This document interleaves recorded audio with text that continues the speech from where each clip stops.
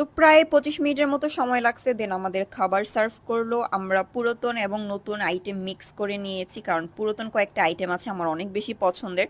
ফার্স্টের যে আইটেম সেটা হচ্ছে ৩ পিসের একটা চিকেন ড্রামস্টিক কাবাব। এটার সাথে তারা মেয়োনেজ এবং মিক্স সালাদ প্রোভাইড করছে। যারা মাসালা বা স্পাইসি টাইপের কাবাব খেতে পছন্দ করেন তাদের জন্য এইটা বেস্ট। আমার এত ভালো লাগছে যে আমি নান রুটি বাদ দিয়ে ফার্স্টে একটা ড্রামস্টিক খালি খালি খেয়ে ফেলছি মেয়োনেজের সাথে। এটা অনেক বেশি মজা।